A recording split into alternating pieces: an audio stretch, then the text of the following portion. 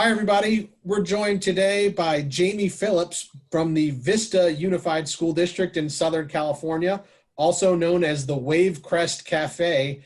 Jamie is an excellent school nutrition director that has done so much throughout the years to increase children's access to fresh fruits and vegetables. And we're really excited to have him joining us today. So Jamie, welcome.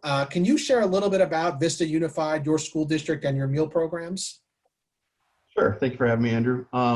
So Vista Unified School District is a school district with 28 schools. We have K through 12 schools. With that, we serve pre-COVID about 11,500 lunches daily and about 6,500 breakfasts. Our motto is fresh, healthy, delicious. We pride ourselves on our farm to school, and we also are very big on donating foods to the local community when we have leftovers and share tables. Very big with local growing. We work with different farms throughout the state of California, including some that are a couple miles down the road from us.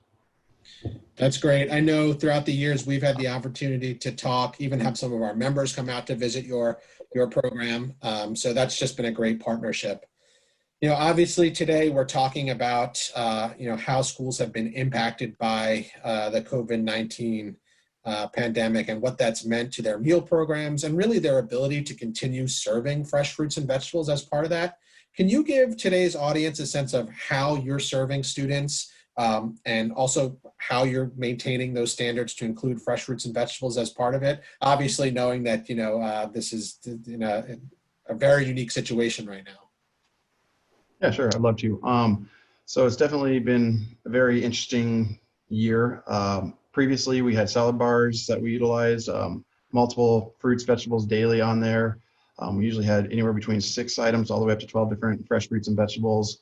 Once the pandemic hit, we went from being open on a Friday to closed and starting to serve the kids that next Monday. With that, we packaged a lot of fruit and vegetables that were going out in the meal kits, which we're currently doing. So right now, for example, we have a fresh fruit or vegetable every day that we give out to the kids. We serve twice a week. So we serve on a Monday and a Wednesday, and we give out 7 days worth of meals. During that time, we have a mixture. So we offer a mixed green salads 6 of the 7 days, which is a side item to help get our fruit and vegetable requirement. With that, though, we package it so that there's multiple days worth of the green salad into one large kit. Almost makes it like a huge entree salad, but it's actually multiple days worth of salads. We also do items such as like Bosc pears. We try to get creative with Asian pears, coffee persimmons, always just trying to find some kind of creative, fun fruits and vegetables so the kids can still enjoy it because they're not at school right now.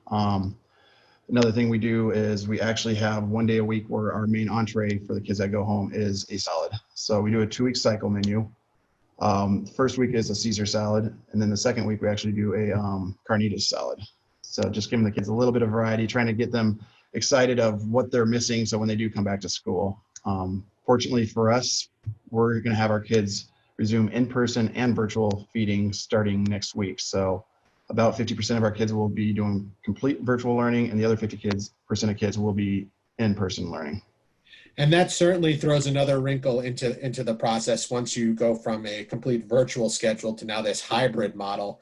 Obviously those families will have the opportunity to choose whether or not they're going to be in class or continue with that virtual schedule. But can you share for those students who will be coming back to the class how they'll be getting their lunch, what foods they'll be seeing when they get their breakfast and lunch, and what that means for fresh fruits and vegetables in your district? Sure. So for breakfast, what we're doing is the kids go through the breakfast line. We have everything plated ready to go for them. So we rotate between fruit and juice every day. We actually default to Monday, Wednesday, Fridays with the fresh fruit, Tuesday, Thursday for juice. Additionally, we do a white milk in the entree for breakfast. So there'd be fat-free or 1% milk. Lunchtime's a little bit different. What we're going to do there is we're going to have the fresh fruit and the fresh vegetable on the tray ready to go. They'll have the entree on the tray ready to go. And then they'll also have a chocolate milk defaulted. If they don't want a chocolate, we'll give them a white. If they don't want a milk at all, we won't put anything. Unfortunately, because there's no salad bar this year, we are trying to be a little bit more creative. So, we have our mixed green salads again. We'll have cucumbers. We have things such as like our Mediterranean salad that we'll give the kids, which includes like fresh cucumbers, onions, tomatoes, garbanzo beans. So trying to give them like a little variety salad, trying to keep it fresh for the kids and also enjoyable for the students. And I think that goes with your, your longtime philosophy with your district being branded as Wavecrest Cafe, always trying to give students that restaurant quality experience. And even like you said, if they're gonna get just a composed salad on their tray going forward, it's more than just a lettuce blend with one or two vegetables in it. You're trying to make it a little bit more interesting, which is fantastic. Yeah, no, we're very fortunate to be able to do this. I have a wonderful staff that makes it happen. So it's, like I said, it's trying to be creative. I mean, we do black bean corn salad too, or we do fresh bell peppers and that. So it's always trying to find something and just going a little bit above and beyond so we can try to get our participation back up to where it was pre-COVID. Gotcha. No, that's critical. And talk a little bit about participation, right? I mean, you've said that your participation rates have dropped significantly. You know, you had very good participation rates previously because of the quality of the food that you were serving. So, I mean, what kind of situation does this put you in right now, and kind of help our audience understand that a little bit?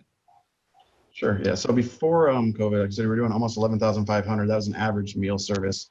As soon as COVID hit, we dropped almost instantly down to about 1,500 meals. So we went down over almost 90%.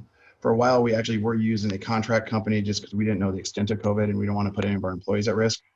That didn't help our meal counts at all. And then we went back to bringing Wavecrest cafe staff in and creating everything fresh. And our meal counts have actually gone from about 1,000 up to about 2,500 now. So once we brought back our stuff, the families realized, okay, it's Wavecrest Cafe, let's come back and get the food. So it's been challenging, especially because we're self-funded. We don't rely on the district at all for any of our money. So it's essentially, for people that don't understand, we're a business inside a business. So we don't take from the general fund. We pay for all of our salaries, food, any expenditure with our reimbursement for meals. So once we drop from 11,500 meals down to 2,500, we take a huge hit. In addition, when our employees were off, or the vast majority of them were off from March through June, July, August, I mean, we're spending almost $500,000 a month in salary with barely anything coming back in for revenue. I mean, you're saying it right there. You operate a business, and obviously this has been a significant challenge there.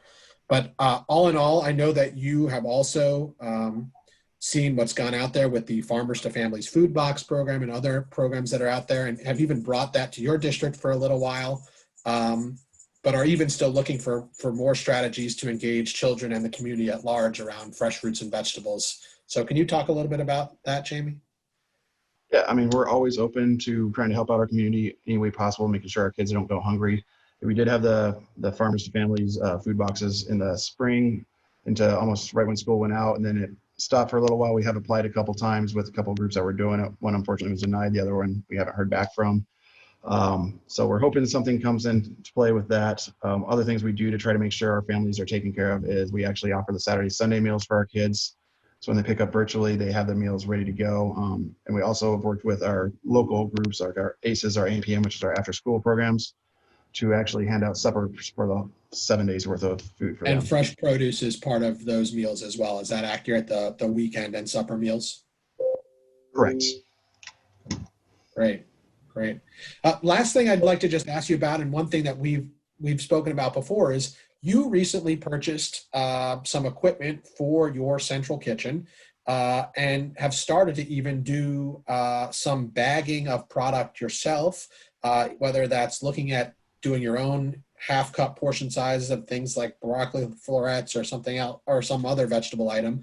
But that's something unique, and I'd just like to, if you could share a little bit about how you went about that process and your thought process on that. Yeah, so in March, when we realized that there wasn't going to be a normal for a while, we started to go out and look for a produce packaging machine. With that, we were fortunate to find one. We actually worked with United Fresh to get a whole bunch of different vendors and narrow it down. With that, the produce machine, we utilize it right now for, like, for example, frozen blueberries. We put it through the machine. It's not fully automatic, so we actually have somebody that drops the half cup portions into the machine and it bags it individually. From there, we send it out to the sites, and a lot of those go into the supper program. We also can do that with the broccoli florets or pretty much almost anything you can think of, because the machine can package anywhere from a couple inches for the length all the way up to like 9 or 10 inches. So we It's very, very versatile, and you can utilize it for, sorry, 1 second. We can utilize it for multiple different areas. It's been extremely helpful for us, again, with the fact that some of the stuff that we would have normally offered on the salad bar isn't really practical to offer in a frozen meal kit or a meal kit to families, example, the blueberries or the strawberries, because it's just packaging can be a pain, or it's, so once this machine takes care of it and it has a little bit of air in there, so it's nice, fluffy, so it doesn't get squished like it would otherwise. But you took the initiative to do it, and you've got the vision for how it's going to work, and really used it as a way to prioritize fresh fruits and vegetables. Jamie, let me also ask you about all the standards that went into place around Healthy Hunger-Free Kids Act and the variety of fresh fruits and vegetables that are required as part of that. Are you seeing that your district is able to kind of continue on offering that variety of fresh fruits and vegetables? Obviously, maybe not to the extent as you once were, but still giving kids the options to be exposed to a variety of fruit and vegetables? Yes. So, I mean, there are a lot of waivers in place right now. However, for us, it's, yes, the waivers are in place, and we only want to use those if it's an absolute emergency. So like something happens, a truck can't make it, and we can't get the fresh fruit and vegetables. So what we do is we try to offer a variety so the kids can get the full components of everything. I mean, even with fruit, we try to be creative again with pluots, grapes, persimmons, just everything. I mean, the vegetables, we have a variety from broccoli, cucumbers, bell peppers. It's just, we're always trying to come up. So we do chickpeas on our line. We did experience again with the salad bar going from 6 to 10 to 12, just a ton of different fruits and vegetables daily down to packaging and everything. We did have to cut it down, but we were still able to do it. We don't want to just do the basic. We want to just do carrots every day because it gets boring for the kids and it'll end up in the trash, where we want something the kids were actually going to enjoy. So why not put sweet bell peppers on there, or lipstick carrot, or lipstick peppers, or something just more creative that kids are more inclined to try and enjoy. Thank you, Jamie. I just want to say, for everything that you're doing for your students, for your community, to continue to offer fresh fruits and vegetables with your meals, and to think creatively about new ways of getting produce items to your kids. Well, thank you. No, thank you so much for your time.